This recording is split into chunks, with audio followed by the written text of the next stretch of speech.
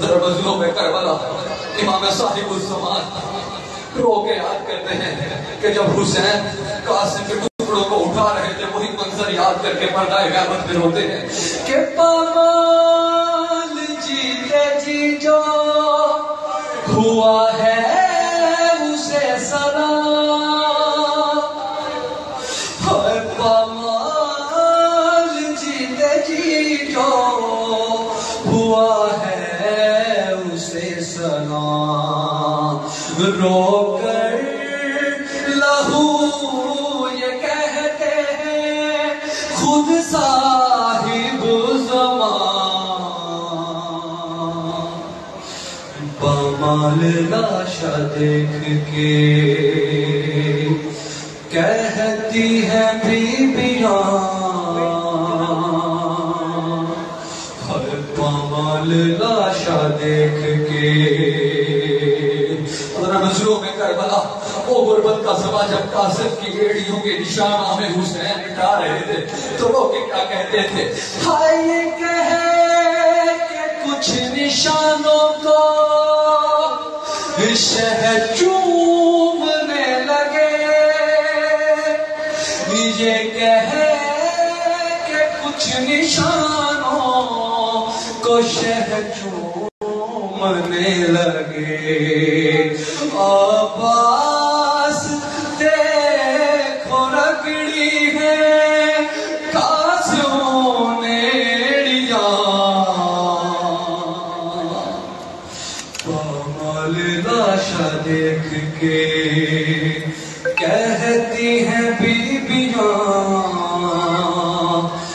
پامال لاشا دیکھ کے ہر ٹکڑے اٹھانے داشت میں، ٹکڑے اٹھانے لاش کے سرور کے ساتھ ساتھ، ٹکڑے اٹھانے لاش کے سرور کے ساتھ ساتھ، زہرا گئی ہے دشت میں جانے کہاں کہاں، پامال لاشا دیکھ کے کہتی ہیں بیبیاں،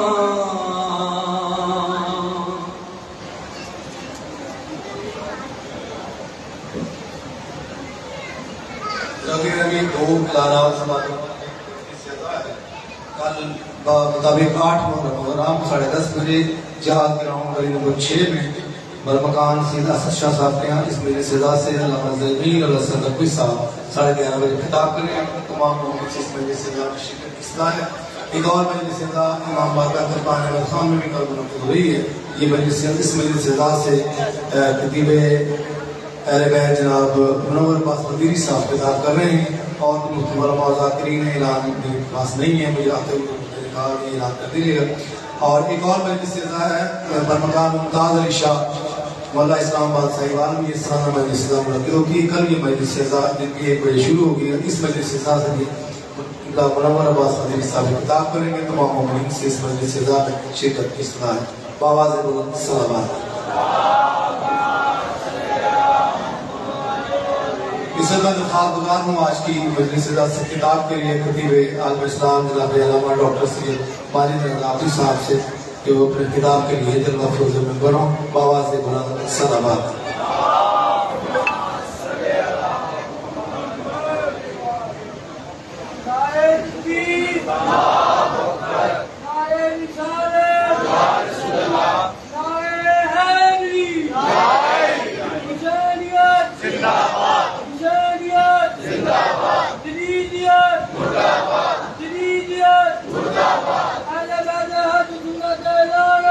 Yes,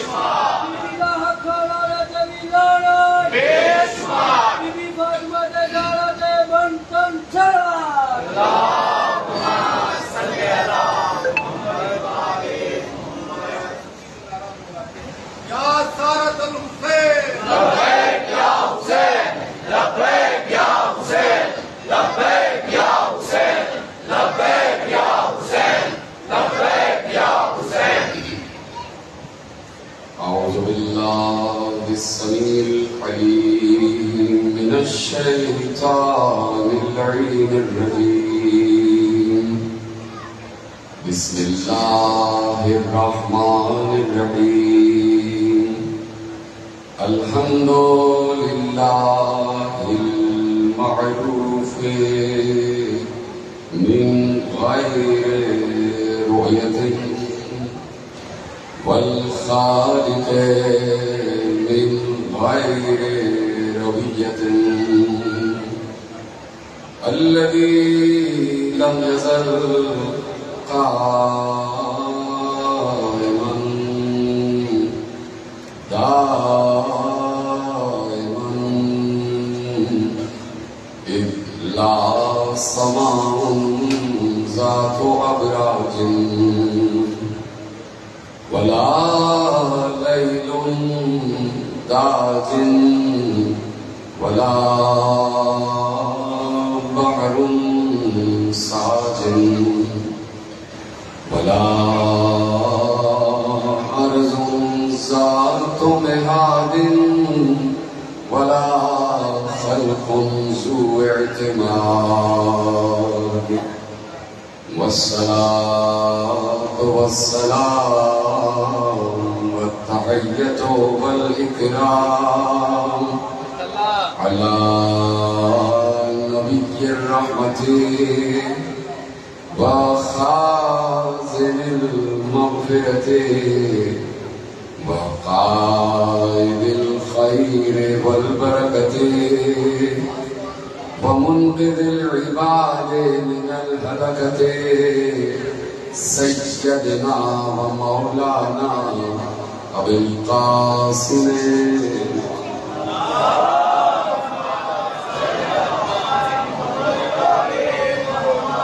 وأهل بيته الطيبين الطاهرين المعصومين المظلومين المنتخبين المنتجبين، الذين أذهب الله عنهم الرجس وطهرهم تطهيرا.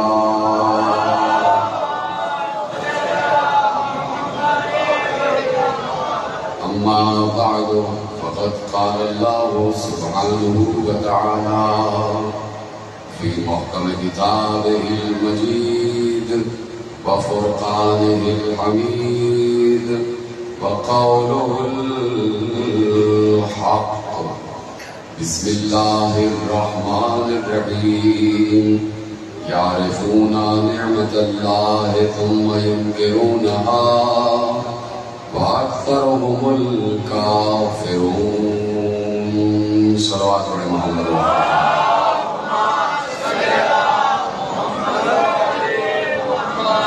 پروردگار عالم کا اس بات پر کروڑوں اربوں اور اربوں بار شکر ہے کہ اس نے ہمیں قدیر کی نعمت کے منکروں میں شمار نہیں کیا، اور اس نے ہمیں نعمت قدیر کے اقرار کرنے والوں میں شمار کیا ہے، اور ہمیں ان لوگوں سے دور رکھا کہ جو بخل بخل کہہ کر پھر گئے۔ ہمیں علی کی بھی معرفت عطا کی، اور جنہوں نے علی سے دغا کی ان کی پہچان بھی عطا کی۔ ہم 1400 برس سے ذکر حسین کے صدقے سے حق کو بھی پہچانتے ہیں اور باطل کو بھی پہچانتے ہیں، اور ہم 1400 برس سے ذکر حسین کے صدقے سے، ذکر حسین کے ذریعے مسلسل باطل کا پیچھا کر رہے ہیں، مسلسل باطل کا پیچھا کر رہے ہیں، اور باطل ہماری نگاہوں سے دور نہیں ہے۔ جہاں پر بھی حق کا تذکرہ ہوتا ہے، ہم اگر باطل کو پہچاننا چاہتے ہیں تو ہم ذکر علی چھیڑ دیتے ہیں۔ یہ پہچان ہمیں صحابہ نے بتائی۔ اگر باطل کو پہچاننا ہے تو ذکر علی چھیڑ دیا جائے، جس کے چہرے پہ آثار خوشی آ جائیں وہ حق پر ہے، اور جس کا چہرہ بگڑ جائے سمجھ لینا نہ حسب کا اچھا ہے نہ نسب کا اچھا ہے۔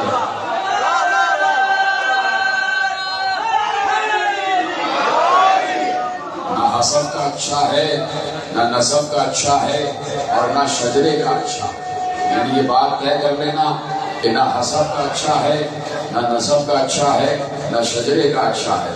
اس لیے کہ علی کی نگاہ یقیناً ایک ولی کی نگاہ ہے. علی کی نگاہ ولی کی نگاہ ہے، اور ولی کا نام ہے اللہ. علی کی نگاہ ولی کی نگاہ ہے، اور ولی کا نام ہے اللہ. تو علی کی نگاہ اللہ کی نگاہ ہے، اور علی اللہ کی نگاہ سے دیکھتا ہے. اور یہ نگاہ اور اس نگاہ کا تذکرہ اللہ نے قرآن میں کر دیا ہے. ایسا نہیں ہے کہ عین اللہ کا تذکرہ قرآن میں نہ ہو. یہ نہیں ہے کہ عین اللہ کا تذکرہ قرآن میں نہ ہو. میں نے آپ کے سامنے عرض کیا کہ وجہ اللہ کا ذکر قرآن میں ہے. تو جب اللہ کا چہرہ ہے تو چہرہ بغیر آنکھ کے تو ہوتا نہیں ہے. چہرہ بغیر آنکھ کے تو ہوتا نہیں ہے.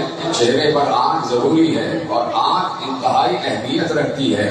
اسی کے لیے اللہ نے کہا، اور آپ ضرور اس پر غور فرمائیں گے، آپ سے بڑھ کر کون غور فرما سکتا ہے.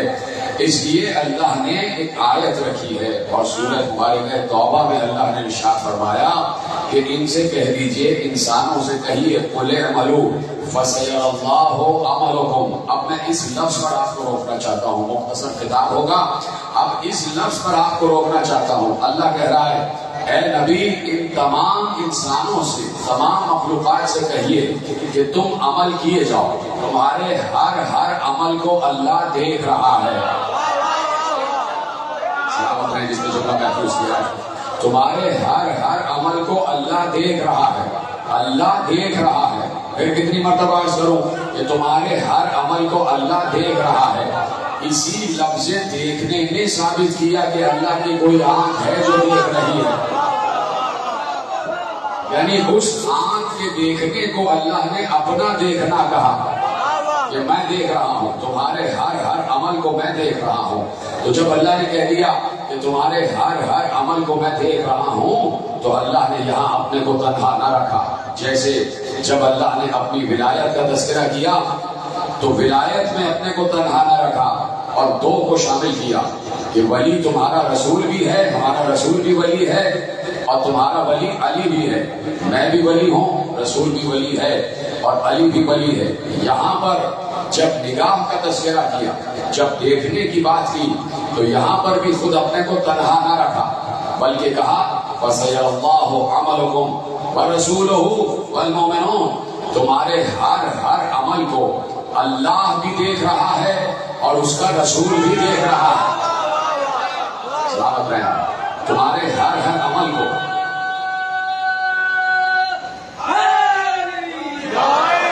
اللہ بھی دیکھ رہا ہے، اور اس کا رسول بھی دیکھ رہا ہے. یعنی اس بات پر ذرا آپ شد و مت کے ساتھ غور فرمائیں کہ آپ تو صاحبان معرفت بیٹھے ہوئے ہیں، اور اس بات پر آپ کو یقین ہے کہ ہمارا کوئی عمل ایسا نہیں ہے جو نگاہ خدا سے ہٹ کر ہو. یعنی وہ کہتا ہے کہ تم جلوت میں ہو، ہم تمہیں دیکھ رہے ہیں. تم خلوت میں ہو، ہم تمہیں دیکھ رہے ہیں. تم چھپے ہوئے ہو، ہم تمہیں دیکھ رہے ہیں. تم نگاہ انسانی سے چھپ جاؤ، ہماری نظر سے نہیں چھپ سکتے. ہم ہر جگہ تمہیں دیکھ رہے ہیں. تمہارا چلنا ہماری نگاہ میں ہے، تمہارا پھرنا ہماری نگاہ میں ہے، تمہارا کھانا ہماری نگاہ میں ہے، تمہارا پینا ہماری نگاہ میں ہے، تمہارا باتیں کرنا ہماری نگاہ میں ہے، تمہارا خاموش رہنا ہماری نگاہ میں ہے، تمہارا کسی سے معانقہ کرنا ہماری نگاہ میں ہے، تمہارا کسی سے مسافرہ کرنا ہماری نگاہ میں ہے، تمہارا حقوق ادا کرنا ہماری نگاہ میں ہے، تمہارا فرائض ادا کرنا ہماری نگاہ میں ہے. تم پڑوسی سے بات کرتے ہو، ہم دیکھ رہے ہوتے ہیں. تم بچوں سے بات کرتے ہو، ہم دیکھ رہے ہوتے ہیں. تم اپنے ہمسنوں سے بات کرتے ہو، ہم دیکھ رہے ہوتے ہیں. تم گھر میں ہوتے ہو، ہم تمہارے ساتھ ہیں. تم باہر ہو، ہم تمہارے ساتھ ہیں. تم تنہائی میں ہو، ہم تمہارے ساتھ ہیں. تم کہیں دو ہو، تیسرے ہم بن جاتے ہیں. تم کہیں تین ہو، چوتھے ہم بن جاتے ہیں.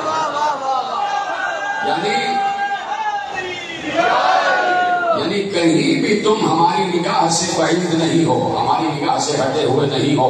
اب جب اللہ نے کہہ دیا کہ تمہارے ہر عمل کو ہم دیکھ رہے ہیں، بالکل اللہ نے کہا جیسے ہم دیکھ رہے ہیں ویسے ہی رسول بھی دیکھ رہا ہے، ویسے ہی رسول بھی دیکھ رہا ہے.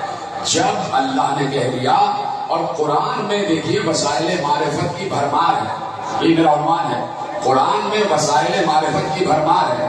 یہی آیت آپ کو معرفت کی بلندیوں پر پہنچانے کے لیے کافی ہے کہ اللہ نے کہا تمہارے ہر عمل کو میں دیکھ رہا ہوں. تو اس وقت ہمارا مجلس میں بیٹھا ہونا اللہ دیکھ رہا ہے.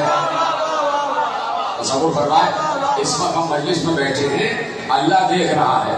تو جیسے اللہ دیکھ رہا ہے ویسے ہی رسول بھی دیکھ رہا ہے. اس کا مطلب ہے کہ یہاں ہمارے ساتھ صرف اللہ نہیں ہے بلکہ رسول اللہ بھی ہے. ہمارے ساتھ صرف اللہ نہیں بلکہ اللہ کا رسول بھی ہے, یعنی پیغمبر بھی ہمارے ساتھ اس وقت یہاں موجود ہیں. اور جہاں جہاں اللہ ہے وہاں وہاں رسول ہے. اس بات کو آپ سمجھیں, میں آپ کو اس کی فورس بتا رہا ہوں کہ جہاں جہاں اس آیت نے بتایا کہ جہاں جہاں اللہ ہے وہاں وہاں رسول ہے, جہاں جہاں اللہ ہے وہاں وہاں رسول ہے. جس جس چیز کو اللہ جیسے دیکھ رہا ہے ویسے ہی اس کا رسول بھی دیکھ رہا ہے. لیکن یہاں پر بھی اللہ نے آیت کامل نہیں کی بلکہ آیت آگے بڑھی, کہا جیسے میں دیکھ رہا ہوں ویسے ہی رسول دیکھ رہا ہے اور ویسے ہی کچھ مومنین ہیں جو دیکھ رہے ہیں. ویسے ہی والمومنون, ویسے ہی کچھ مومنین ہیں جو دیکھ رہے ہیں. اب ان مومنین کو تلاش کرو کہ وہ مومنین کون ہیں, وہ ایمان والے کون ہیں کہ جو ویسی ہی نگاہ رکھتے ہیں جیسے اللہ رکھتا ہے اور جیسے رسول اللہ رکھتے ہیں. تو اب کیسے معلوم ہو کہ وہ مومنین کون ہیں؟ پہلے تو آپ نگاہ رسول و علی کی وسعت کو محسوس کریں کہ نگاہ رسول و علی کی وسعت کیا ہے. توجہ فرمائیے, آپ نے ایک جملہ آپ کے حوالے کروں کہ علی کی نگاہ اور رسول کی نگاہ کی وسعت, علی کی نگاہ اور رسول کی نگاہ کی وسعت اتنی ہی ہے جتنی خود اللہ کی نگاہ کی وسعت ہے. سلامت رہے. جملہ بہت آسان تھا لیکن جملہ بہت اہم ہے. اس جملے کو آپ کو محفوظ کرنا چاہیے, لیکن آپ نے محفوظ کیا. علی کی اور نبی کی نگاہ کی وسعت ویسی ہی ہے کہ جیسے اللہ کی نگاہ کی وسعت ہے. اس لیے کہ اللہ نے شامل کیا. جب بات ایسی آ جائے کہ بندہ صفات خدا میں شریک نظر آئے تو پھر یہ شرک نہیں ہوتا, پھر یہ عین ایمان ہو جاتا. جب اللہ کسی بندے کو اپنے ساتھ کسی صفت میں شریک کر لے تو پھر اس صفت کا ذکر کرنا عین ایمان ہوتا ہے. اب ہم سے نہیں پوچھا جائے گا کہ آپ نے علی کو اتنا بڑھا دیا کہ اللہ سے ملا دیا. اب اللہ سے پوچھا جائے گا کہ یا اللہ تو نیچے آیا ہے یا علی کو بلند کیا ہے. سلامت رہنا.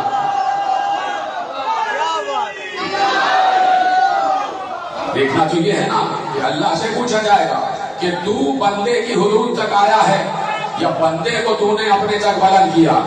تو اللہ کے یہاں پستی تو ہے ہی نہیں, اللہ کے یہاں پستی تو ہے نہیں, وہ پست تو ہوتا ہی نہیں. اس کا نام علی ہے. علی کا مطلب مسلسل بلند ہونے والا, مسلسل بلند ہونے والا. تو اللہ پستی میں تو آتا نہیں ہے. اب اگر کسی بندے کو اپنے جیسی صفات دے رہا ہے تو ضروری ہے کہ بندے کو بھی اتنا ہی بلند کرے جتنا خود وہ بلند ہے.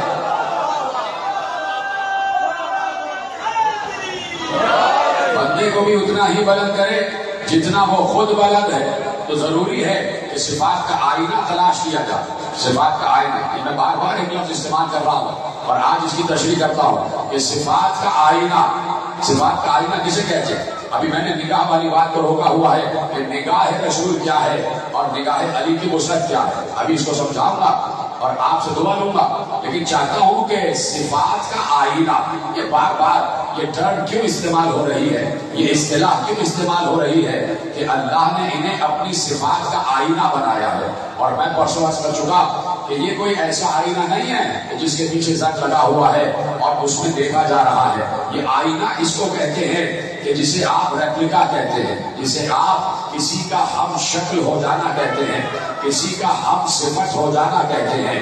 مثلا میں آپ کے حوالے ایک مثال کرتا ہوں اور اسی مثال سے آپ سمجھیں گے کہ آئینہ کن معنوں میں استعمال ہو رہا ہے. ہم ان آنکھوں سے پورے مناظر دیکھ رہے ہیں, ان آنکھوں سے میں آپ کو دیکھ رہا ہوں، ان آنکھوں سے میں باہر کے مناظر کو دیکھ رہا ہوں، ان آنکھوں سے میں سورج کو بھی دیکھتا ہوں، ان آنکھوں سے میں چاند کو بھی دیکھتا ہوں، ان آنکھوں سے میں ستاروں کو بھی دیکھتا ہوں، ان آنکھوں سے میں انسانوں کو بھی دیکھتا ہوں۔ ہم سب ایک دوسرے کو دیکھ رہے ہیں اپنی آنکھوں سے، لیکن اپنی آنکھوں کو نہیں دیکھ پا رہے۔ اتنی مشکل بات نہیں کی ہے۔ ہاں، جس کی سمجھ میں آ گیا اس کو میرا سلام ہے، اور جس کی سمجھ میں نہیں آیا اس کو بھی سمجھاتا ہوں کہ بھائی انسان اپنی آنکھوں سے سارے مناظر دیکھ رہا ہے۔ میں اس وقت اپنی آنکھ کو نہیں دیکھ پا رہا، آپ اس وقت اپنی آنکھ کو نہیں دیکھ پا رہے۔ آپ کی آنکھ دیکھنے کے لیے میری آنکھ ضروری ہے، اور میری آنکھ دیکھنے کے لیے آپ کی آنکھ ضروری ہے۔ میں آپ کی آنکھوں کو دیکھ رہا ہوں، آپ اپنی آنکھوں کو نہیں دیکھ پا رہے۔ اسی طرح اللہ جیسے ہماری آنکھ نظر نہیں آتی، ہماری آنکھ نظر نہیں آ رہی، ہمیں اپنی آنکھ نظر نہیں آ رہی، اگر ہمیں اپنی آنکھ دیکھنا ہے، اگر ہمیں اپنی آنکھ دیکھنا ہے تو اس کا صرف ایک طریقہ ہے کہ سامنے آئینہ رکھ لیا جائے اور آئینے میں اپنی آنکھ دیکھی جائے۔ ایسے ہی اللہ نظر نہیں آتا، وہ چاہتا تھا کہ میری آنکھ کو بھی پہچانا جائے، میرے ہاتھ کو بھی پہچانا جائے، تو اس نے علی کو آئینے کے طور پر خلق کیا۔ اس کی آنکھ میری آنکھ ہے، اس کا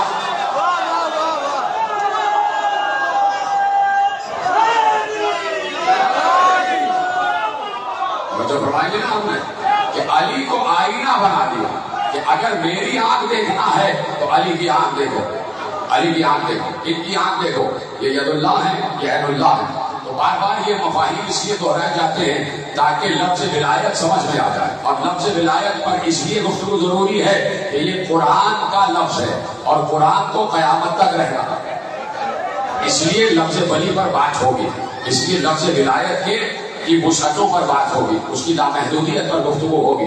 تو اب ایک نگاہ ہے اللہ کی، اور ایک نگاہ ہے رسول کی، اور ایک نگاہ ہے علی کی۔ ان تینوں نگاہوں میں فرق نہیں ہے، اس لیے کہ جیسے اللہ دیکھ رہا ہے ویسے ہی رسول دیکھ رہا ہے، اور ویسے ہی مومنین دیکھ رہے ہیں، ویسے ہی مومنین دیکھ رہے ہیں۔ تو یہ مومنین کون ہے، کیسے پتہ چلے کہ مومنین کون ہے؟ ایک بار ایک سائل کہیں کسی منزل پر، میں یہ روایت درج کر چکا اور آج آپ کے حوالے کرتا ہوں، اس لیے کہ آج کے دن کے موضوع میں روایت آ رہی ہے کہ ایک سائل جا رہا ہے اور اس نے آل محمد کے گھر کے سامنے سے اپنے آپ کو گزارا تو دیکھا امام حسن کا شہزادہ قاسم ابن حسن 6 برس کے ہیں اور اپنے گھر کے بائیں باب میں کھڑے ہوئے ہیں۔ اس شخص نے دیکھا کہ ان کا، اور یہ سوچا کہ ان کا دعویٰ یہ ہے کہ ہمارے گھر کا بچہ جھولے میں بھی لوح محفوظ پڑھ رہا ہوتا ہے۔ تو اس نے کہا یہ اچھا موقع ہے، میں ان کے گھر کے ایک شہزادے کا امتحان لے لیتا ہوں۔ ان کا دعویٰ یہ ہے کہ ہمارے گھر کا بچہ بھی جھولے میں لوح محفوظ پڑھتا ہے۔ یہ ابھی مجھے صاحبزادے شہزادے نظر آ گئے تو میں ان سے ایک سوال پوچھتا ہوں۔ رکا، بیٹھا، سلام دیا، جواب سلام دیا۔ کہا میں آپ سے ایک سوال پوچھنا چاہتا ہوں ابن حسن۔ کہا کیا بات ہے، کیا سوال ہے؟ کا سوال یہ ہے کہ اللہ نے کہا کہ قُلِ اعْمَلُوا فَسَيَرَى اللَّهُ عَمَلَكُمْ وَرَسُولُهُ وَالْمُؤْمِنُونَ، عمل کیے جاؤ، تمہارے ہر عمل کو اللہ بھی دیکھ رہا ہے، اس کا رسول بھی دیکھ رہا ہے اور مومنین بھی دیکھ رہے ہیں۔ کہا یہ آیت ہے سورہ مبارکہ توبہ کی، کیا پوچھنا چاہتے ہو؟ کہا میں پوچھنا یہ چاہتا ہوں کہ یہاں مومنین سے مراد کون ہے؟ اللہ تو سمجھ میں آ گیا، اللہ کا رسول تو سمجھ میں آ گیا، اب میں یہ پوچھنا چاہتا ہوں کہ یہاں مومنین سے مراد کون ہے؟ شہزادے نے مجھ سے ہی پلٹ کے سوال کیا، پہلے تم بتاؤ کہ مومنین سے مراد تمہاری نگاہ میں کون ہے؟ یہ طریقہ ہے گفتگو کا آل محمد کی کہ پہلے تم بتاؤ کہ تمہاری نگاہ میں مومنین سے مراد کون ہے؟ اس نے کہا جو من جملہ ایک تفسیر، جامع تفسیر ہے، جو عمومی تفسیر ہے، اس نے وہی جملہ کہہ دیا جو آج بھی چل رہی ہے تفسیر، وہاں سے چل رہی ہے اور آج تک چل رہی ہے۔ کہا مومنین سے مراد تمہاری نگاہ میں کون ہے؟ تو اس نے کہا مومنین سے مراد سارے مسلمان، سارے مسلمان۔ شہزادے نے کہا اچھا سارے مسلمان، یعنی سارے مسلمان بھی ویسے ہی دیکھ رہے ہیں جیسے اللہ اور رسول دیکھ رہا ہے؟ اس نے کہا بظاہر ایسا ہی ہے۔ اچھا تم بھی مسلمان ہو؟ کہا ہاں میں مسلمان ہوں الحمدللہ۔ کہا اس کا مطلب ہے تم بھی ویسے ہی دیکھ رہے ہو جیسے اللہ اور رسول دیکھ رہا ہے؟ مشکل بات نہیں ہے، اتنی مشکل بات نہیں، بہت آسان سی روایت ہے اس کا مطلب ہے تم بھی ویسے ہی دیکھ رہے ہو جیسے اللہ اور رسول دیکھ رہا ہے. چپ ہو گیا. اور اسبات یعنی خاموشی اسبات کی نشانی ہے. خاموش ہونا اس بات کی نشانی ہے کہ جواب ہاں میں ہے. اچھا تم بھی ویسے ہی دیکھ رہے ہو کہ جیسے اللہ اور اس کا رسول دیکھتا ہے. اگر تمہارا یہ دعویٰ ہے کہ تم بھی ویسے ہی دیکھ رہے ہو کہ جیسے اللہ اور رسول دیکھتا ہے تو میں تم سے صرف ایک سوال کرتا ہوں کہ اس وقت تم تو یہاں موجود ہو, یہ بتاؤ تمہارے گھر والے گھر میں کر کیا رہے ہیں؟ تم تو یہاں موجود ہو, تمہارے گھر والے کیا کر رہے ہیں اس وقت گھر میں؟ تو وہ چپ ہو گیا. اب شہزادے نے کہا اور اگر تم نہ بتا سکو تو مجھ سے پوچھ لو, میں بتاتا ہوں. سلامت رہا. کہا اور اگر تم نہ بتا سکو تو مجھ سے پوچھو, میں بتاتا ہوں. ایک بار اس نے کہا اتنا بڑا دعویٰ, اتنا بڑا دعویٰ, اتنا بڑا دعویٰ, آپ بتائیے کہ یہاں مومنون سے کیا مراد ہے؟ تو شہزادے نے آل محمد کی تفسیر کا ایک ایسا جملہ محفوظ کروا دیا کہ جو جملہ تفسیر خدا والا جملہ ہے, جو جملہ معنی خدا والا جملہ ہے.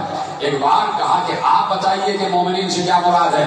تو شہزادے نے تفسیر لکھوائی, تعبیر لکھوائی. کہا یہاں مومنین سے مراد پچھلے عہد میں میرے بابا حسن اور اس عہد میں میرے چچا حسین.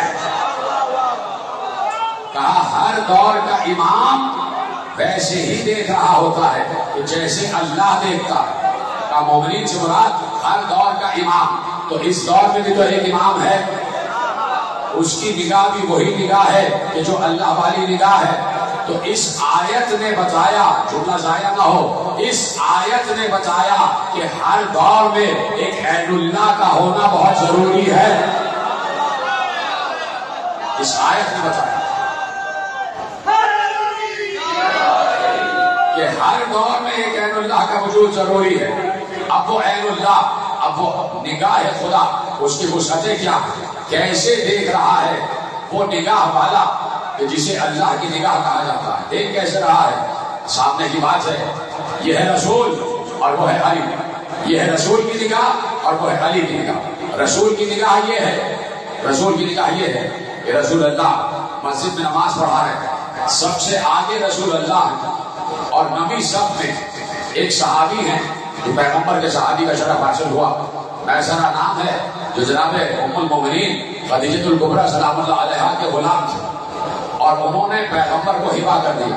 پیغمبر سب سے آگے نماز پڑھا رہے ہیں اور مسجد کی 9ویں صف میں میسرہ نماز پڑھ رہے ہیں. ایسے میں نماز ختم ہوئی, میسرہ سے ایک ایسی حرکت سرزد ہو گئی کہ ان کی نماز ٹوٹ گئی, ان کا وضو ٹوٹ گیا.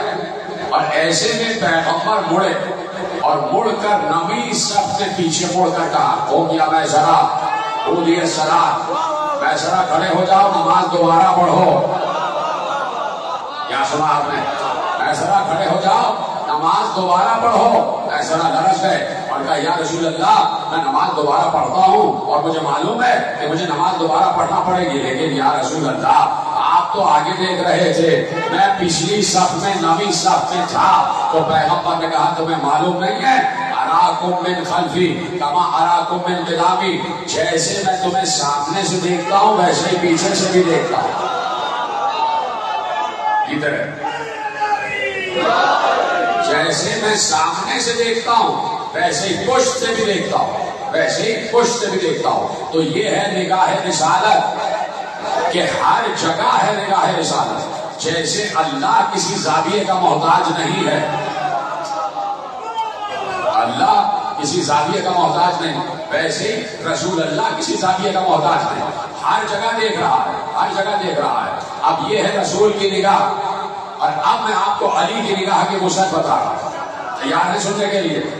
جیسے سن رہے روزانہ, آج بھی آپ کو میں سلام کرتا ہوں کہ اس خراب موسم میں آپ حضرات تشریف لائے ہیں, تو یقیناً آپ نے اپنے آپ پر احسان کیا ہے, آپ نے اپنے آپ پر احسان کیا ہے, اس لیے کہ آپ ان موسموں کو بھی پار کرتے ہوئے آ گئے, اور موسموں کو پار کرتے ہوئے آپ نے بتایا کہ ذکر حسین کسی موسم کی تبدیلی اور پابندی کا محتاج نہیں ہے. ہر موسم میں ہوتا ہے, ہر موسم میں ذکر حسین ہوتا ہے, اس لیے کہ یہ شجرہ طیبہ ہے. شجرہ طیبہ کے لیے میں آیت آپ کے حوالے کرتا ہوں کہ اللہ کہہ رہا ہے علم ترا ضرب اللہ مثلا کلمۃ طیبۃ کشجرۃ طیبۃ اصلها ثابت وفرعها فی السماء تؤتی اکلها کل حین باذن ربها. اللہ کہہ رہا ہے کہ ہم اپنے پاک شجر کی مثال کلمہ پاک سے دے رہے ہیں، اپنے پاک کلمے کی مثال پاک شجر سے دے رہے ہیں. ہمارے پاک کلمے کی مثال ایسی ہے جیسے ایک پاک درخت، اور یہ درخت وہ ہے جو ہر موسم میں پھل دے رہا ہوتا ہے. یہ درخت وہ ہے جو ہر موسم میں پھل دے رہا ہوتا ہے. تو یہ درخت، یہ شجرہ طیبہ کسی موسم کا محتاج نہیں ہے. خدا آپ کے علم میں اضافہ کرے، آپ کی تمام دعاؤں کو قبول کرے. اب یہ ہے علی کی نگاہ کی وسعت، اور میں آپ کے حوالے کر رہا ہوں پیغمبر کی نگاہ کی وسعت یہ ہے کہ پیغمبر جیسے سامنے سے دیکھ رہے ہیں ویسے ہی پشت سے دیکھ رہے ہیں اور ہر جگہ دیکھ رہے ہیں. جہاں جہاں اللہ کی نگاہ ہے وہاں وہاں رسول کی نگاہ ہے. اور اب علی نے اپنی نگاہ کی لامحدودیت کی طرف اشارہ کیا. ایک بار رسول اللہ معراج سے واپس آئے، رسول اللہ معراج سے واپس آئے.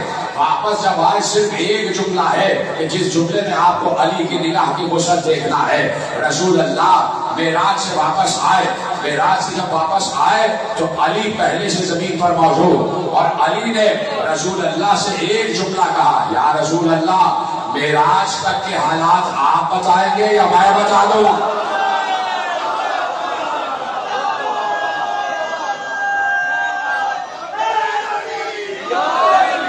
معراج تک کے حالات آپ بتائیں گے یا میں بتا دوں؟ اب کوئی کہہ سکتا ہے یہ کیا بات ہوئی، علی تو وہاں پہلے سے موجود تھے. کوئی کہہ سکتا ہے کہ علی تو پردے کے پیچھے تھے، آپ تو خود بتا چکے کہ قاب قوسین پر علی ہر جگہ نظر آ رہے تھے اور آخری پردے کے پیچھے 12 انوار تھے. کوئی کہہ سکتا ہے کہ علی تو وہاں تھے. میں کہوں گا کہ آپ علی کو سمجھے ہی نہیں،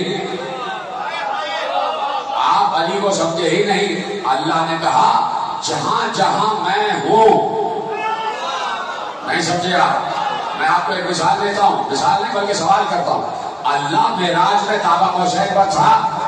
بولیے تھا یا نہیں تھا نا؟ تو کیا زمین اللہ کے وجود سے خالی تھی؟ بھائی میں کہہ چکا بات، پتہ نہیں آپ سمجھ رہے نہیں سمجھ رہے. اللہ اس وقت قاب قوسین پر تھا تو کیا زمین پر نہیں تھا؟ اس وقت زمین پر بھی تھا تو کیا مشرقوں میں نہیں تھا؟ مشرقوں میں بھی تھا. تو کیا مغربوں میں نہیں تھا؟ مغربوں میں بھی تھا. تو کیا سرا میں نہیں تھا؟ سرا میں بھی تھا. تو کیا سریا میں نہیں تھا؟ سریا میں بھی تھا. تو کیا جنتوں میں اللہ نہیں تھا؟ جنتوں میں بھی تھا. تو کیا سدرا پہ اللہ نہیں تھا؟ تو سدرا میں بھی تھا. کیا شجر طوبہ پہ اللہ نہیں تھا؟ شجر طوبہ میں بھی تھا. مشرق میں بھی تھا، مغرب میں بھی تھا، شمال میں بھی تھا، جنوب میں بھی تھا، طبقات زمین میں بھی تھا، آسمان کی بلندیوں میں بھی تھا، سدرۃ المنتہا پر بھی تھا، شجر طوبہ پر بھی تھا، جنتوں میں بھی تھا. ہر جگہ اللہ موجود تھا. کہیں آپ نے کہا کہ اگر آپ نے کہہ دیا قاب قوسین پر تھا اور فلانی جگہ نہیں تھا تو آپ نے اس مقام کو اللہ سے خالی بنا دیا. اور اللہ ایسا ہے نہیں کہ کوئی مقام اس سے خالی ہو جائے. اس لیے اللہ ہر جگہ موجود ہے کہ وہ ولی ہے. تو اللہ کہہ رہا ہے جب میں ولی ہو کے ہر جگہ موجود ہوں تو علی بھی تو ولی ہو کے ہر جگہ.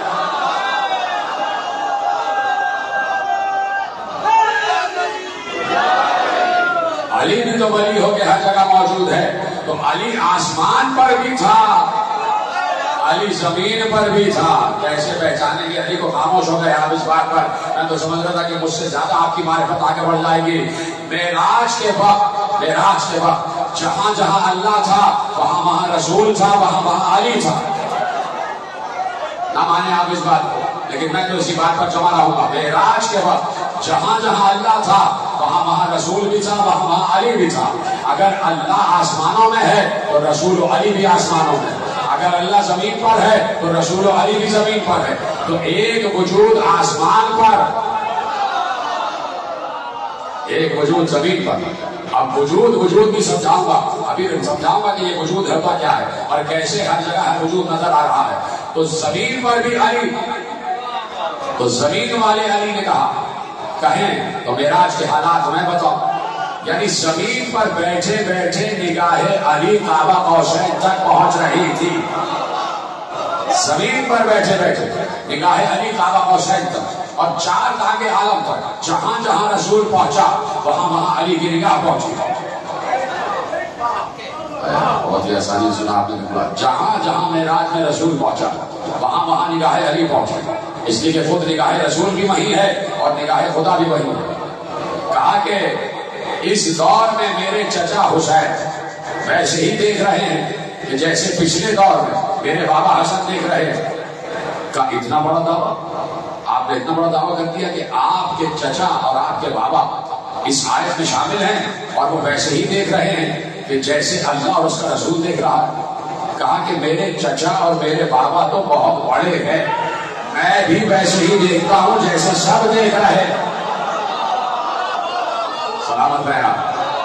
وہ تو بہت بلند مرتبہ ہے. میں بھی ویسے ہی دیکھتا ہوں جیسے میرے چچا اور میرے بابا دیکھتے تھے. جیسے امام دیکھتا ہے ویسے ہی میں بھی دیکھتا ہوں، اس لیے کہ اس گھر کا تو ہر فرد محمد ہے نا. آج کے جملہ سمجھ میں آ جاتا. کلنا محمد، ہمارے سب کے سب محمد ہیں، چاہے چھوٹا ہو چاہے بڑا ہو. تو اب چونکہ سب کے سب محمد ہیں تو سب کی نگاہ بھی نگاہ محمد ہے، سب کی نگاہ بھی نگاہ محمد، سب کی نگاہ بھی نگاہ علی ہے. کا اتنا بڑا دعویٰ ثابت تو کریں، ثابت تو کریں. اب وہ حیرت میں تھا کہ قاسم ابن حسن نے یہ کیا کہا کہ میں بھی ویسے ہی دیکھتا ہوں جیسے اللہ دیکھ رہا ہے، جیسے میرے اجداد دیکھ رہے ہیں، جیسے اللہ کا رسول دیکھ رہا ہے ویسے میں دیکھ رہا ہوں. تو قاسم ابن حسن نے اس کی حیرانی کو محسوس کیا. آپ نہ چلے گئے، پسینہ مزے آ رہا ہے اور پریشان آپ ہو رہے ہیں. آپ میرے الفاظ پر غور کریں، میری حرکات و سکنات پر غور نہ کریں. اگر پسینہ پہنچ رہا ہو تو آپ کو پریشان ہونے کی ضرورت نہیں، آپ خاموش نہ ہوئیے گا. بہت اہم امور آپ کے حوالے کر رہا ہوں. وہ حیران ہو گیا کہ یہ شہزادے نے کہا کیا. اب شہزادے نے سمجھا اور شہزادے نے بھانپا کہ یہ دلیل چاہ رہا ہے، یہ دلیل چاہ رہا ہے کہ کیسے یقین آئے اسے کہ میں بھی ہر جگہ موجود ہوں کہ جیسے اللہ ہر جگہ موجود ہے. فوراً شہزادے نے کہا انظر الی یمینک، دیکھ اپنے دائیں طرف. اب جب اس نے دائیں طرف دیکھا تو روایت نے لکھا اسے مشرقین تک قاسم ہی قاسم دکھائی دے رہے تھے. اسے مشرقین تک قاسم ہی قاسم دکھائی دے رہے تھے. پھر کہا انظر الی، یہ سارے دیکھ اپنے بائیں طرف. بھائی جملہ جوڑ لو نا، بائیں طرف بھی قاسم ہی قاسم دکھائی دے رہے تھے. یعنی پورا وجود عالم قاسم کے وجود سے بھرا ہوا تھا، ہر جگہ قاسم نظر آ رہے تھے. ارے ابھی تم اس قاسم کو نہ سمجھے تو قاسم جنت و نار کو کیا سمجھو گے. ابھی تم حسن کے بیٹے قاسم کو نہ سمجھو تو جنت و دوزخ کے قاسم کو کیا سمجھو گے، قاسم نار و جنہ کو کیا سمجھو گے. تو اس لیے میں نے کہا کہ یہ ہے نگاہ خدا کی وسعت. اس کو کہتے ہیں مسائل معرفت، کہ جہاں جہاں نگاہ خدا ہے وہاں وہاں نگاہ ولی ہے. جملہ قبول ہے یا ناقبول ہے؟ جہاں جہاں ایک ولی کی نگاہ ہے وہاں وہاں دونوں اولیاء کی نگاہ ہے. تو جیسے وہ دیکھ رہے ہیں ویسے یہ بھی دیکھ رہے ہیں. تو اس وقت ہم تنہا نہیں بیٹھے، اللہ بھی ہمارے ساتھ ہے، رسول اللہ بھی ہمیں دیکھ رہا ہے، اور علی ولی اللہ بھی ہمیں دیکھ رہا ہے. اس دور کا علی بھی ہمیں دیکھ رہا ہے، اس دور کا حسین بھی ہمیں دیکھ رہا ہے. ہر دور کا ولی اس وقت یہاں موجود ہے. اس لیے کہ جہاں جہاں عین اللہ جائے گی، جہاں جہاں عین اللہ کا تصور جائے گا وہاں وہاں نگاہ خدا کے ساتھ نگاہ ولی جائے گا. تو اس وقت ہم تنہا نہیں بیٹھے، ہمارے ساتھ کچھ وجود اور بھی، ہماری آواز بھی سنی جا رہی ہے، ہمارے چہروں کو دیکھا بھی جا رہا ہے. آج کے جملے کو محفوظ کر لیتے، ہمارے چہروں کو وہ دیکھ رہا ہے جو خود اللہ کا چہرہ ہے، جو خود اللہ کا چہرہ ہے وہ ہمارے چہروں کو دیکھ رہا ہے اور ہمارے چہروں کے خد و خال کو دیکھ رہا ہے. وہ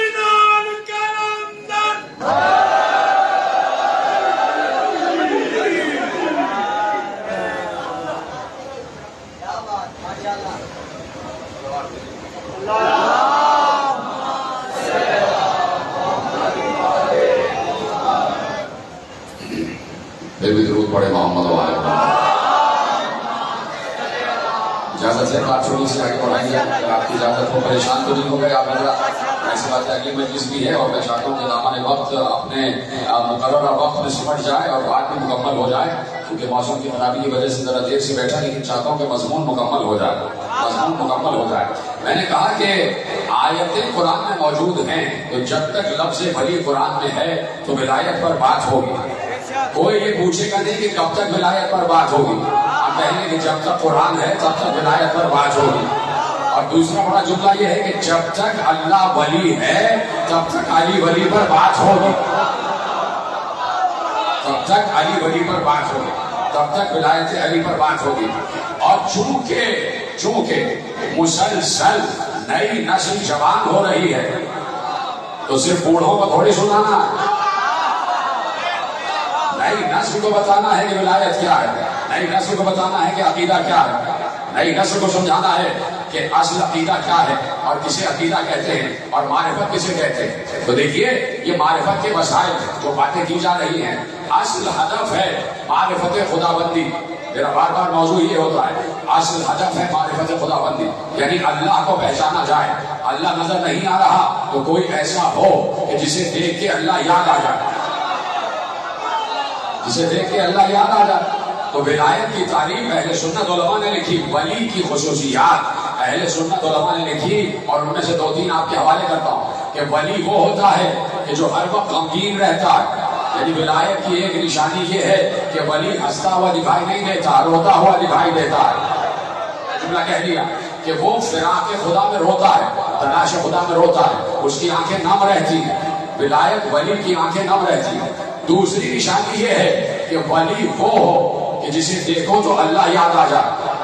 تیسری نشانی یہ ہے کہ ولی وہ ہوتا ہے کہ جو کہہ دے وہ ہو جائے، جو کہہ دے وہ ہو جائے، جو کہہ دے وہ ہو جائے. یعنی ولی نہیں ہے، ولی کی ایک صفت یہ ہے کہ ولی وہ ہو کہ جو صرف نام کا صدیق نہ ہو بلکہ کام کا صدیق ہو. صدیق کا مطلب ہوتا ہے جو کہہ دے وہ ہو جائے، تو صدیق بھی ولی ہوتا ہے. تو اللہ کا شکر ہے کہ اس نے ہمیں ایک صدیق بھی دیا اور ایک صدیقہ بھی دی. کوئی سمجھ رہا کوئی نہیں سمجھ رہا؟ اللہ کا شکر ہے کہ اس نے ہمیں ایک صدیق بھی دیا اور ایک صدیقہ بھی دی. اب صدیقہ کا تعارف یہ ہے کہ پیغمبر نے کہہ دیا کہ علی جیسا صدیق نہ ہوتا تو زہرا جیسے صدیقہ کا کوئی کفر نہیں تھا.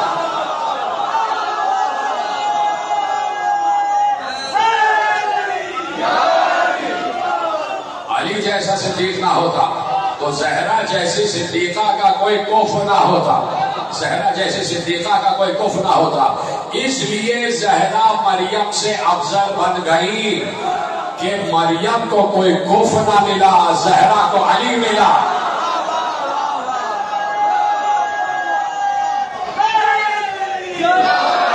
مریم کو کوئی ہمسر نہ ملا، زہرا کو ہمسر ملا. زہرا جیسا علی ملا، زہرا جیسا علی ملا. اللہ نے مریم کو غیر کفر میں بیانے سے بہتر سمجھا کہ بغیر نکاح کے رکھا جائے، تاکہ برابر میں بیاہ ہوگا، برابر کوئی برابر کا ہوگا تب عقد مریم ہوگا، اور اگر مریم کا کوئی برابر نہ ملا تو مریم کو بغیر نکاح کے رکھوں گا. لیکن بات یہ ہے کہ عیسیٰ کو تو آنا تھا بھائی، عیسیٰ کو ہر حال میں آنا تھا، عیسیٰ کو ہر حال میں آنا تھا. تو اللہ عیسیٰ کو لایا اور بغیر باپ کے لایا، بغیر باپ کے لایا. کاش کہ میں جملہ آپ تک پہنچا سکوں. عیسیٰ کو ہر حال میں آنا تھا لیکن مریم کا کوئی کفر نہیں تھا. اللہ نے اس کی پرواہ نہیں کی کہ کوئی کفر بھیجا جائے، اس لیے کہ کفر اللہ نے زہرا کے لیے مخصوص رکھا ہوا تھا. پتہ نہیں کوئی سمجھا ہے کہ نہیں سمجھا؟ کفر جو تھا وہ اللہ نے زہرا کے لیے مخصوص رکھا ہوا تھا اور اسے اترنا تھا صرف زہرا کے لیے، کسی اور کے لیے نہیں. تو اللہ نے اس کی پرواہ نہیں کی کہ مریم کا کوئی کفر ہے یا نہیں ہے. اللہ نے چونکہ چاہا کہ عیسیٰ کا وجود آئے، عیسیٰ ظاہر ہو، تو اللہ نے یہ بات بہتر سمجھی کہ بغیر نکاح کے، بغیر باپ کے، بغیر باپ کے عیسیٰ کو اس دنیا میں لے آیا. عیسیٰ کا باپ نہیں ہے اور مریم کا اللہ نے عقد کروایا ہی نہیں. بغیر باپ کے عیسیٰ اس دنیا میں آ گئے. عیسیٰ کو آنا تھا, عیسیٰ کو آنا تھا. اب صرف ایک جملے سے سمجھیے گا خدا کے لیے کہ میں کہنا کیا چاہ رہا ہوں. جیسے عیسیٰ کو اس دنیا میں آنا ضروری تھا, ویسے ہی حسن و حسین کا بھی اس دنیا میں آنا ضروری تھا. اگر علی نہ ہوتے, اگر علی نہ آتے تو حسن و حسین ویسے ہی آتے جیسے عیسیٰ آئے تھے.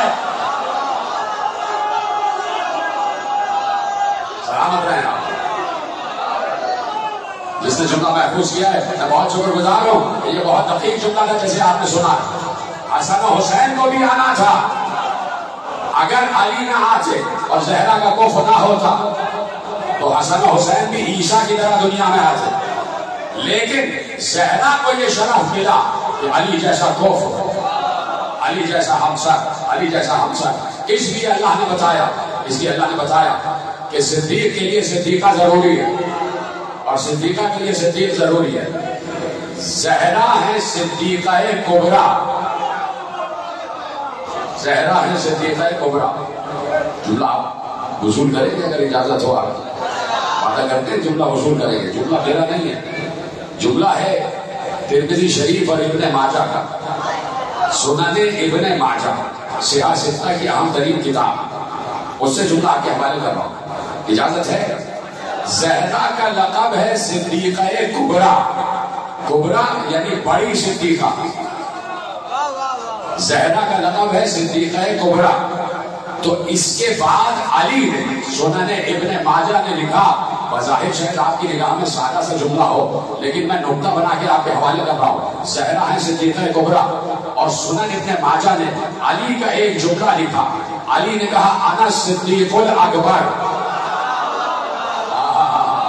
سلامت رہنا, میں ہوں صدیق اکبر. بھائی اگر زہرا صدیقہ کبریٰ ہیں تو علی کا صدیق اکبر ہونا لازمی ہے. سلامت رہنا, علی کا صدیق اکبر ہونا لازمی ہے.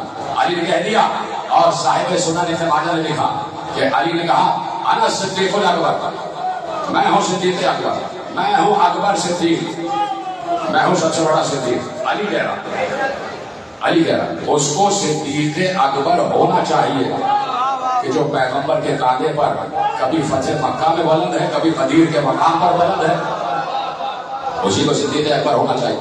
ہمارا نبی بھی تو صدیق ہے, ہمارا نبی بھی صدیق ہے. جب ابراہیم صدیق ہے, ابراہیم بھی صدیق ہے. آپ خاموش ہو گئے, بات آگے بڑھ رہی ہے, مجھے ابھی اگلی مجلس میں بھی جانا ہے. ابراہیم بھی صدیق ہے. فاذکر فی الکتاب ابراہیم انہ کان صدیقا نبیا. اللہ نے کہا کتاب میں ابراہیم کا تذکرہ کرو, وہ ہمارا صدیق نبی تھا. تو جب ابراہیم صدیق نبی ہے تو ابراہیم تو نبی کا پسینہ ہے.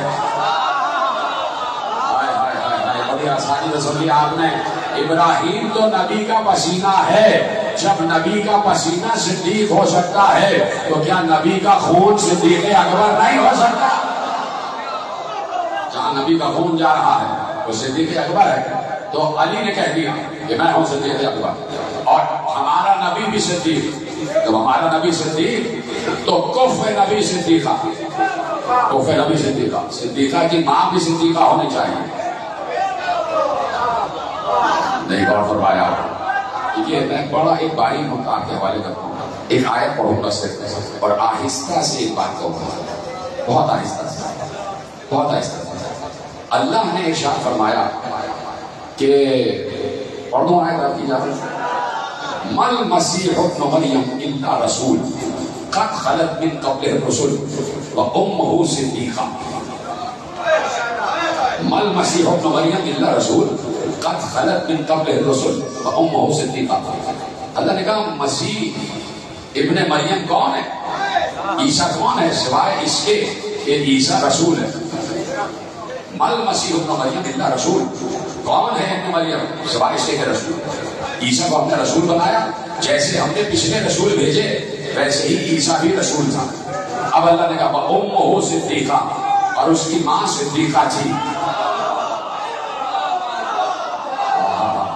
المسیح ابن مریم، اب جس نے سمجھا اس کو میرا سلام ہے، جس نے نہیں سمجھا اس کے آگے میں نے کہا آہستہ سے ایک جملہ کرتا ہوں کہ عیسیٰ کون ہے؟ عیسیٰ رسول ہے۔ اللہ کہہ رہا ہے عیسیٰ رسول ہے، جیسے ہم نے پچھلے رسول بھیجے ویسے ہی عیسیٰ کو بھی رسول بنا کر بھیجا۔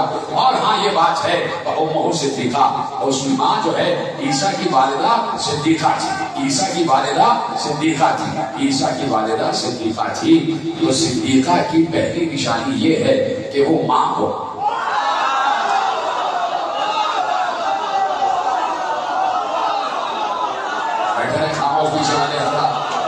صدیقہ کی پہلی نشانی یہ ہے کہ وہ ماں ہو، اور دوسری نشانی یہ ہے کہ اس کا بیٹا معصوم ہو۔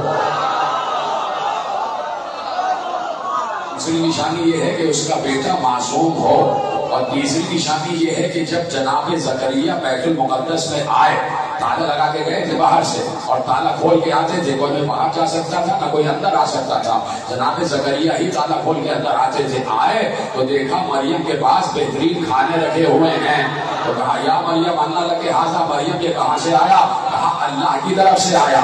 تو صدیقہ بھی وہ ہو کہ جس کے پاس اللہ کی طرف سے کھانے نعمت آ جائے، کھانے آ جائیں۔ پہلی نشانی یہ ہے کہ صدیقہ کا ماں ہونا ضروری ہے، اور اس کا بیٹا معصوم ہونا ضروری ہے، اس کے پاس عرش سے کھانے آ جائیں۔ ارے ہم نے تو ایسی صدیقہ دیکھی ہے کہ وہ صدیقہ جو اپنی جگہ اس صدیقہ کی کنیز حصہ عرش سے کھانے منگا لیتی ہے۔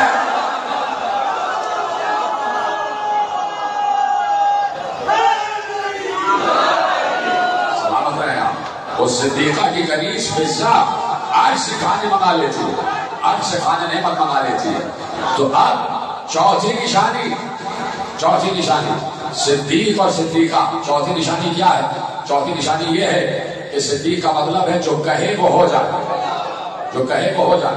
پیغمبر بیٹھے ہوئے تھے، مشہد کر رہا ہوں، پیغمبر اپنے حجرے میں بیٹھے ہوئے تھے، مسجد میں بیٹھے ہوئے تھے، ایک شخص نے آ کر کہا یا رسول اللہ مجھے کچھ دینار کی ضرورت ہے۔ کہا کتنے دینار چاہیے؟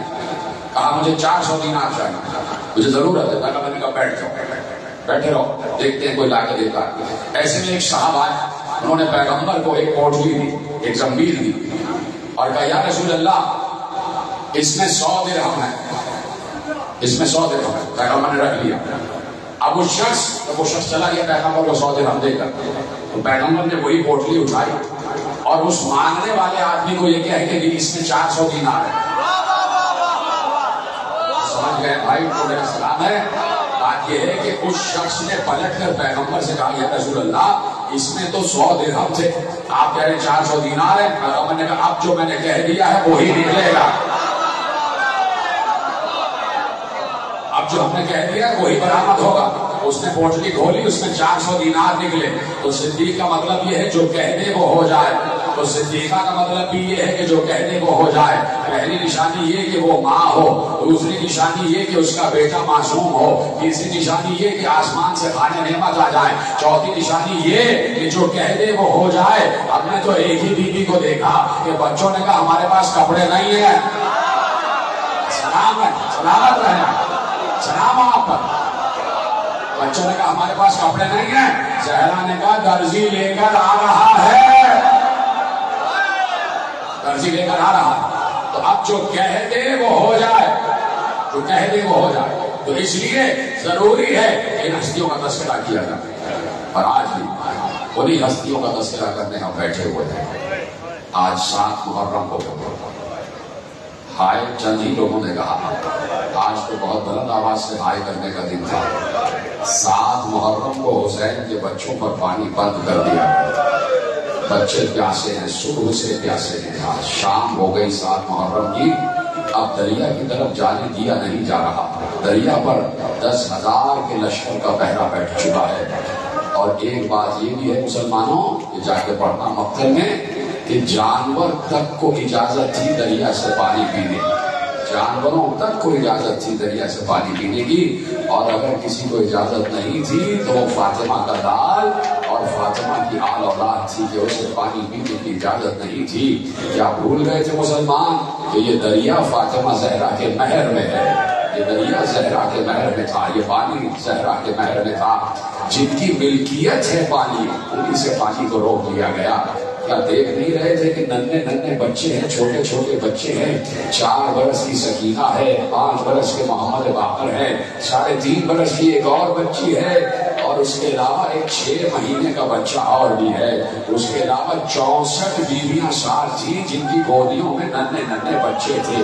सारे बच्चे मिलकर जब कहते थे ना अल अताश अल अताश, तो हुर का कलेजा यही सुनकर तो फटा था, और यही सुनकर तो आ गया था फौज हुसैनी में कि उससे बच्चों की ये आस और ये आवाज बर्दाश्त नहीं हो रही थी। जब बाहर से हुर का ये आलम है तो घर के लोगों का क्या आलम होगा। सोचो अब्बास का क्या आलम होगा जब बच्चे कह रहे होंगे चचा पानी चाहिए, चचा खाना चाहिए, क्या आलम हो रहा होगा।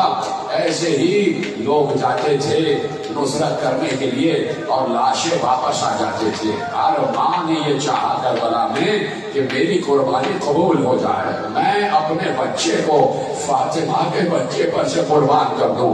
यानी ज़ैनब का भी यही मकसद था कि भैया मेरे औदो मोहम्मद मारे जाए, मैं चाहती हूँ तुम बच जाओ, तुम बच जाओ। तो जब ज़ैनब का भी यही मकसद है तो उम्मे फरवा का भी यही मकसद है, क्योंकि उम्मे फरवा बेवा हसन का भी यही मकसद है। तो बस यही कहा कासिम क्या चाहते हो? अम्मा मैं चाहता हूँ कि अपने बाबा की शजाअत रन में जाकर दिखाऊं। कासिम तो इसमें देर क्या है? अम्मा चचा इजाजत नहीं देते हैं, मेरे वक्त का इमाम बार बार मुझे सीने से लगा लेता है और मुझे इजाजत नहीं दे रहा है। अच्छा कासिम बड़ी मुसीबत आ गई, बड़ी मुश्किल आ गई। जैसे ही लफ्ज़ मुश्किल माँ की जबान पर आया, एक बार उम्मे फरवा के चेहरे पे सुर्खी दौड़ी। कासिम मुश्किल का हल मिल गया, बेटे अब तो इजाजत मिल के रहेगी। कहा क्या हुआ? कहा तुम्हें याद होगा बेटे जब तुम्हारा बाबा इस दुनिया से जा रहा था तो जाते जाते एक कागज पर वसीयत लिखी थी, उस कागज को ताबीज बनाकर तुम्हारे बाजू में बांधा था, और मेरे शौहर ने इमाम वक्त ने यही कहा था उम्मे फरवा जब जिंदगी में बहुत बड़ी मुसीबत आ जाए तो उस मुसीबत का हल इसी ताबीज में होगा। कासिम बस लाओ। कासिम के बाजुओं से ताबीज को खोला, ताबीज को पढ़ा तो उम्मे फरवा ने कहा कासिम चलो इजाजत मिल गई, कासिम चलो इजाजत मिल गई। कासिम का हाथ पकड़ के हुसैन के खैमे में आई। हुसैन ने भाभी को देखा, खड़े हो गए, भाभी के एहतराम में खड़े हो गए। जी भाभी कैसे आना हुआ? इसलिए आई हूँ, क्या इस तहरीर को पहचानते हैं? हुसैन ने तहरीर को लिया, हुसैन की आंखों से आंसू बहने लगे। कहा ये मेरे आका हसन के हाथ की तहरीर है। हुसैन ने तहरीर पढ़ी, लिखा हुआ था ये तहरीर है अपने वक्त के इमाम हसन इब्ने अली की, अपने वक्त के इमाम हुसैन इब्ने अली के नाम। हुसैन जब करबला में कुर्बानियों का वक्त आए तो कासिम को मेरी तरफ से जाने देना। कासिम को क्या गिरिया कर रहे हो? आपकी आवाजें बुलंद हो जाए। कासिम को रोकना नहीं। हुसैन ने कासिम को सीने से लगाया और कहा कासिम बड़ी सिफारिश ले आए, बड़ी सिफारिश ले आए। बेटे अब मैं तुम्हें रोक नहीं सकता। कासिम अब मेरे भाई हसन की सिफारिश आ गई, आओ। कासिम को लेकर खैमे में आए। मेरी माँ बहने भी सुने कि जब बच्चा परवान चढ़ रहा होता है ना, जब बच्चे का सिनोसार बढ़ रहा होता है तो माँ के दिल में एक ही अरमान होता है, मेरा बेटा दूल्हा बन के लगेगा कैसे, मेरे बेटे के सर पर सेहरा कैसे सजेगा। तो उम्मे फरवा भी यही अरमान लिए हुए थे और हुसैन को मालूम था कि उम्मे फरवा का ये अरमान है। खैमे में आए, बीवियां जमा हो गई। हुसैन ने कासिम को तैयार किया, कासिम के सर पर अमामा बांधा। अमामा बांधने के बाद 2 शिमले दाएं और बाएं छोड़ दिए, 2 शिमले लटकते हुए छोड़ दिए। ज़ैनब ने पूछा ये शिमले क्यों छोड़े? कहा ये शिमले नहीं है, ये कासिम के सर पर सेहरा सजाया है। ये क्या बात कर रहे हैं, क्या बात कर रहे हैं हुजूर? आपकी आवाजें गिरिया बुलंद हो जाए। मैं खामोशी नहीं देखना चाहता, इसलिए कि उम्मे फरवा के अरमानों का जनाजा उठने वाला है। उम्मे फरवा के अरमानों का जनाजा उठने वाला है। वो मेहदी बरामद होने वाली है कि जिसका अरमान उम्मे फरवा को था। वो सेहरा बरामद होने वाला है कि जिसका अरमान उम्मे फरवा को था। तो आपकी आवाज गिरिया रुकने ना पाए। कासिम के सर पर सेहरा सजा दिया। आगे बढ़े, जुमला सुने मेरी माँ बहने, आगे बढ़े, एक बार हाथों को उठाया, कासिम के गरीबान तक लाए, गरीबान को चाक कर दिया। सैनब ने कहा गरीबान को चाक क्यों किया? कहा इसलिए ताकि जब कासिम मैदान में जाए तो लोग समझ जाए कि यतीम बच्चा आया है। माता करो माता, खुदा मुझे इतनी हिम्मत दे दे कि मैं चंद जुमले मसाइल पे पढ़ सकूं। कहा ताकि लोगों को मालूम हो जाए कि अब जो आया है वो यतीम आया है। शायद किसी को कासिम पर रहम आ जाए। हुसैन को कासिम का बड़ा ख्याल था। हुसैन ने कासिम को सवार कराया। अब्बास ने सलाम का जवाब दिया। अब्बास जंग में कासिम का उस्ताद है। कासिम ने अब्बास से फनून जंग सीखे हैं। अपने चचा को सलाम किया, दोनों चचाओं को सलाम किया, माँ को आखिरी सलाम किया, माँ से रुखसत मिली। कासिम मैदान में आ गया।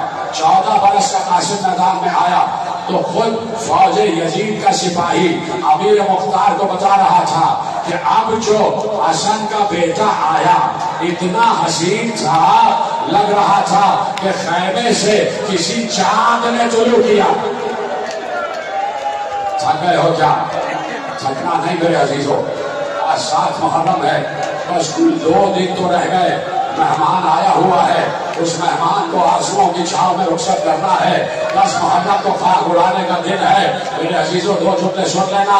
कासिम चले, कासिम ने जंग की और अपने बाबा हसन की याद दिला दी।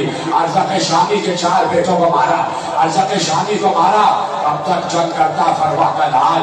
एक बार कासिम के जूते का तस्मा रकाब में फंसा, कासिम के नालैन का तस्मा रकाब में फंसा। छोटा सा बच्चा था ना, एक बार झुका ताकि रकाब से जूते का तस्मा छुड़ाए, बस झुकना कयामत हो गया। एक सदी आगे बढ़ा, उसने गुर्ज घुमाया, घूमता हुआ गुर्ज कासिम के सर पर लगा। सर दोबारा हो गया, ताजा लहू कासिम के सर से बह रहा था। कासिम लड़खड़ाए, फौज ने देखा बच्चा लड़खड़ा रहा है। एक शख्स आगे बढ़ा, उसने कासिम के पहलू में नेजा मारा। कासिम जमीन पर आया। जमीन पर आकर कासिम ने ये नहीं कहा चचा बचाओ, कासिम ने ये नहीं कहा या इमाम, कासिम ने गिरते ही कहा अम्मा, अम्मा मैं गिर गया, अम्मा मुझे बचाओ। हुसैन ने अब्बास को देखा, अब्बास ने हुसैन को देखा। 2 भाई चले, 2 भाई चले कासिम को फौजों से बचाने के लिए। हुसैन ने इधर से हमला किया, अब्बास ने इधर से हमला किया। इधर की फौज इधर, अब भी कुछ पढ़ने को रह गया। इधर की फौज इधर, इधर की फौज इधर। मेरे इमाम ज़माना ने कहा सलाम हो उस शहीद पर जिसकी दाएं पसलियां बाएं, बाएं पसलियां दाएं, और कासिम की हड्डियों के टूटने की आवाज आ रही थी। आखिरी जुमला तकरीर का, हुसैन कासिम की लाश पर पहुंचे। कासिम टुकड़ों में तकसीम हो चुका था। हुसैन ने लाश के टुकड़े उठाए, अपनी आबा में जमा किया। एक बार हुसैन ने महसूस किया कि अम्मा भी साथ है। क्या अम्मा देखो मेरे लाल का क्या हासिल हो गया, कासिम पामाल हो गया टुकड़ों में।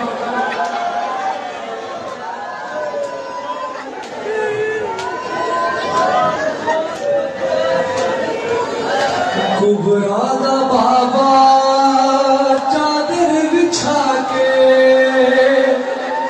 चुल चुल के पावे कासिम दी मेहंदी रेता चुड़ल गई, मिट्टियां चुरल गई, महानूर वावे कासिम दी मेहंदी। और मकतल जो सैयद मैंने पाया कल्ला नाना ज़हरा दा जाया।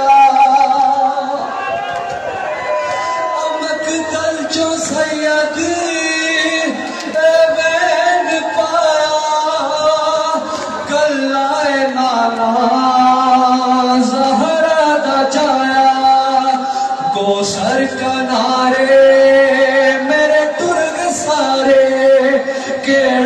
उठावे कासम दी मेहंदी कदम कदम बार बढ़ाते जाए नाम मौला कदम कदम नाम मौला बाहर बढ़ाते जाए